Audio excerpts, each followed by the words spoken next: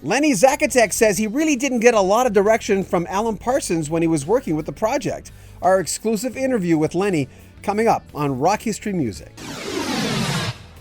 Lenny Zakatek joined the Alan Parsons Project in 1977 for their second album, I, Robot. He was with them for 10 years till the Gaudi album in 1987. In all, he sang 12 songs. The Alan Parsons Project was famous for their concept albums. Their first, from 1976, Tales of Mystery and Imagination, was based on the works of Edgar Allan Poe. I, Robot, the following year, was inspired by Isaac Asimov's science fiction robot trilogy. Next came Pyramid, which was centered on the pyramids of Giza. Eve from 1979 was about women. The year after that, the concept was gambling for the turn of a friendly card. The theme to their biggest album, Eye in the Sky, is up to debate from a lot of fans. Some people think it's Orwellian, about Big Brother watching over you, and a lot of folks say Eric Woolfson was fascinated by being watched in gambling casinos.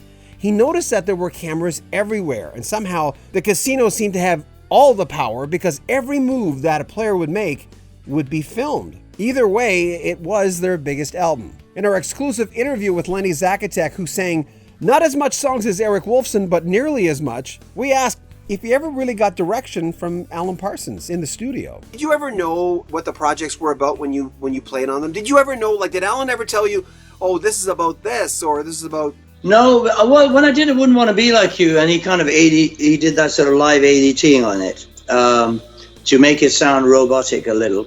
All I got from it was that it was about robots not wanting to be like human beings. That's all I got, because I wasn't an avid reader of Asimov or or the kind of tales and mystery books and stuff. And I mean with Eric it was a history lesson because he was a bright man. So yeah. He'd come up with with the Eve album was about women. I didn't know it was really Damned If I Do was about him and his relationship with him and his mother. I thought it was me and her, or him, his relationships. Lie Down with Dogs was a tough song to sing, You Why get is up that? with fleas. Well, it wasn't tough. It was the lyrics were, you lie down with dogs, you get up with fleas, you're going to catch something, but you do as you please. And I heard later that there was a lot of people in the States that ladies were burning the album because of the derogatory nature of the lyric. We got that back in England. They were, obviously the PR was hundreds of thousands of albums burnt in America. Buy some more and burn them. Yeah. I ask everyone this question, an incoming generic question. I love the answers to these questions, so you're on the spot. Knowing what you know now, what would you whisper in your 18-year-old's ear, the young Lenny Zakatek? Knowing what you know now, what would you be telling him? Be careful of what? I'd be telling him, the thing is, I grew up a trusting Anglo-Indian Catholic, but I haven't changed, much. It's hard. How do you?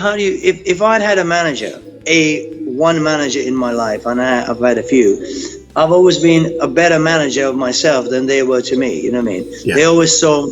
I was signed to 8 record companies, and I'm talking, BMG, EMI, Capitol, Decca, CBS. I was with the major labels. Every one of them thought there was something in this voice that they could make money out of, but none of them actually spent the time to help my career.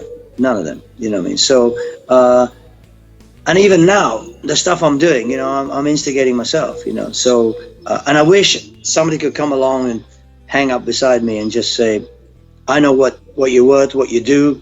Let's spend the next 10 years of your singing life that's remaining, and let's do it well, So yeah, but it's hard. I think you get lucky. Listen, Elvis only got 50% of his earnings. Lenny Zakatek has a brand new album called Love Letters, where he performs some of the music that he's always loved, like Fooled Around and Fell in Love and I Can't Make You Love Me. The latter, that version of the Bonnie Raitt hit, is amazing. Check out the links in the description of this video. And also, if you want to buy a Rock History Music t-shirt, there'll be links below. All the funds go to expand this channel. Make sure you comment on our videos, subscribe to our channel, and share our videos. We love when you share our videos. I'm Sean Bowden from Rock History Music.